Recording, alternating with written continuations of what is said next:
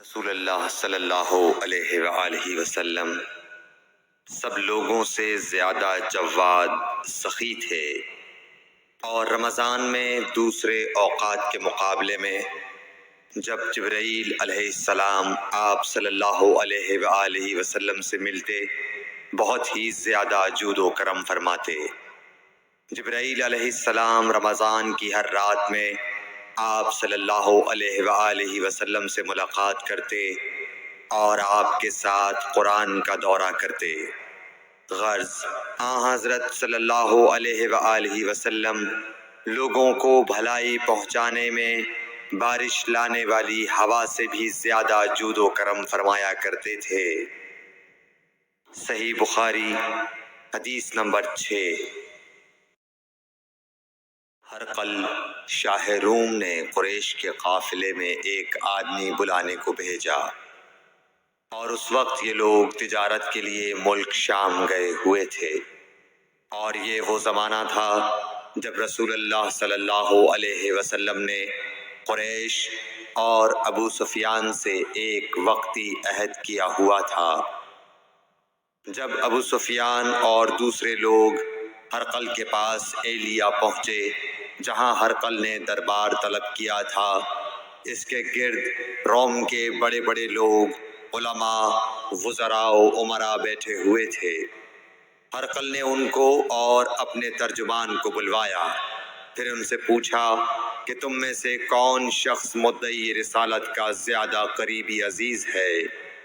ابو سفیان کہتے ہیں کہ میں بول اٹھا کہ میں اس کا سب سے زیادہ قریبی رشتہ دار ہوں۔ یہ سن کر ہرقل نے حکم دیا کہ اس ابو سفیان کو میرے قریب لا کر بٹھاؤ، اور اس کے ساتھیوں کو اس کی پیٹھ کے پیچھے بٹھا دو۔ پھر اپنے ترجمان سے کہا کہ ان لوگوں سے کہہ دو کہ میں ابو سفیان سے اس شخص یعنی محمد صلی اللہ علیہ وسلم کے حالات پوچھتا ہوں۔ اگر یہ مجھ سے کسی بات میں جھوٹ بول دے تو تم اس کا جھوٹ ظاہر کر دینا۔ ابو سفیان کا قول ہے کہ خدا کی قسم اگر مجھے یہ غیرت نہ آتی کہ یہ لوگ مجھ کو جھٹلائیں گے تو میں آپ صلی اللہ علیہ وسلم کی نسبت ضرور غلط گوئی سے کام لیتا۔ خیر، پہلی بات جو ہرقل نے مجھ سے پوچھی وہ یہ کہ اس شخص کا خاندان تم لوگوں میں کیسا ہے؟ میں نے کہا وہ تو بڑے اونچے عالی نسب والے ہیں۔ کہنے لگا اس سے پہلے بھی کسی نے تم لوگوں میں ایسی بات کہی تھی؟ میں نے کہا نہیں۔ کہنے لگا اچھا اس کے بڑوں میں کوئی بادشاہ ہوا ہے؟ میں نے کہا نہیں۔ پھر اس نے کہا بڑے لوگوں نے اس کی پیروی اختیار کی ہے یا کمزوروں نے؟ میں نے کہا نہیں، کمزوروں نے۔ پھر کہنے لگا اس کے تابعدار روز بڑھتے جاتے ہیں یا کوئی ساتھی پھر بھی جاتا ہے؟ میں نے کہا نہیں۔ کہنے لگا کیا اپنے اس دعویٰ نبوت سے پہلے کبھی کسی بھی موقع پر اس نے جھوٹ بولا ہے؟ میں نے کہا نہیں، اور اب ہماری اس سے صلح کی ایک مقررہ مدت ٹھہری ہوئی ہے، معلوم نہیں وہ اس میں کیا کرنے والا ہے۔ ابو سفیان کہتے ہیں میں اس بات کے سوا اور کوئی جھوٹ اس گفتگو میں شامل نہ کر سکا۔ ہرقل نے کہا کیا تمہاری اس سے کبھی لڑائی بھی ہوئی ہے؟ ہم نے کہا کہ ہاں۔ بولا پھر تمہاری اور اس کی جنگ کا کیا حال ہوتا ہے؟ میں نے کہا لڑائی ڈول کی طرح ہے، کبھی وہ ہم سے میدان جنگ جیت لیتے ہیں اور کبھی ہم ان سے جیت لیتے ہیں۔ ہرقل نے پوچھا وہ تمہیں کس بات کا حکم دیتا ہے؟ میں نے کہا وہ کہتا ہے کہ صرف ایک اللہ ہی کی عبادت کرو، اس کا کسی کو شریک نہ بناؤ، اور اپنے باپ دادا کی شرک کی باتیں چھوڑ دو، اور ہمیں نماز پڑھنے، سچ بولنے، پرہیزگاری اور صلہ رحمی کا حکم دیتا ہے۔ یہ سب سن کر پھر ہرقل نے اپنے ترجمان سے کہا کہ ابو سفیان سے کہہ دے کہ میں نے تم سے اس کا نسب پوچھا تو تم نے کہا کہ وہ ہم سے عالی نسب ہے، اور پیغمبر اپنی قوم میں عالی نسب ہی بھیجے جایا کرتے ہیں۔ میں نے تم سے پوچھا کہ دعویٰ نبوت کی یہ بات تمہارے اندر اس سے پہلے کسی اور نے بھی کہی تھی تو تم نے جواب دیا کہ نہیں۔ تب میں نے اپنے دل میں کہا کہ اگر یہ بات اس سے پہلے کسی اور نے کہی ہوتی تو میں سمجھتا کہ اس شخص نے بھی اسی بات کی تقلید کی ہے جو پہلے کہی جا چکی ہے۔ میں نے تم سے پوچھا کہ اس کے بڑوں میں کوئی بادشاہ بھی گزرا ہے تو تم نے کہا کہ نہیں۔ تو میں نے دل میں کہا کہ ان کے بزرگوں میں سے کوئی بادشاہ ہوا ہوگا تو کہہ دوں گا کہ وہ شخص اس بہانے اپنے آباء و اجداد کی بادشاہت اور ان کا ملک دوبارہ حاصل کرنا چاہتا ہے۔ اور میں نے تم سے پوچھا کہ اس بات کے کہنے یعنی پیغمبری کا دعویٰ کرنے سے پہلے تم نے کبھی اس کو دروغ گوئی کا الزام لگایا ہے؟ تم نے کہا کہ نہیں۔ تو میں نے سمجھ لیا کہ جو شخص آدمیوں کے ساتھ دروغ گوئی سے بچے وہ اللہ کے بارے میں کیسے جھوٹی بات کہہ سکتا ہے۔ اور میں نے تم سے پوچھا کہ بڑے لوگ اس کے پیرو ہوتے ہیں یا کمزور آدمی؟ تم نے کہا کمزوروں نے اس کی اتباع کی ہے۔ تو دراصل یہی لوگ پیغمبروں کے متبعین ہوتے ہیں۔ اور میں نے تم سے پوچھا کہ اس کے ساتھی بڑھ رہے ہیں یا کم ہو رہے ہیں؟ تم نے کہا کہ وہ بڑھ رہے ہیں، اور ایمان کی کیفیت یہی ہوتی ہے حتیٰ کہ وہ کامل ہو جاتا ہے۔ اور میں نے تم سے پوچھا کہ آیا کوئی شخص اس کے دین سے ناخوش ہو کر مرتد بھی ہو جاتا ہے؟ تم نے کہا نہیں۔ تو ایمان کی خاصیت بھی یہی ہے، جن کے دلوں میں اس کی مسرت رچ بس جائے وہ اس سے لوٹا نہیں کرتے۔ اور میں نے تم سے پوچھا کہ آیا وہ کبھی عہد شکنی کرتے ہیں؟ تم نے کہا نہیں۔ پیغمبروں کا یہی حال ہوتا ہے، وہ عہد کی خلاف ورزی نہیں کرتے۔ اور میں نے تم سے کہا کہ وہ تم سے کس چیز کے لیے کہتے ہیں؟ تم نے کہا کہ وہ ہمیں حکم دیتے ہیں کہ اللہ کی عبادت کرو، اس کے ساتھ کسی کو شریک نہ ٹھہراؤ، اور تمہیں بتوں کی پرستش سے روکتے ہیں، سچ بولنے اور پرہیزگاری کا حکم دیتے ہیں۔ لہٰذا اگر یہ باتیں جو تم کہہ رہے ہو سچ ہیں تو ان قریب وہ اس جگہ کا مالک ہو جائے گا کہ جہاں میرے یہ دونوں پاؤں ہیں۔ مجھے معلوم تھا کہ وہ پیغمبر آنے والا ہے، مگر مجھے یہ معلوم نہیں تھا کہ وہ تمہارے اندر ہوگا۔ اگر میں جانتا کہ اس تک پہنچ سکوں گا تو اس سے ملنے کے لیے ہر تکلیف گوارا کرتا۔ اگر میں اس کے پاس ہوتا تو اس کے پاؤں دھوتا۔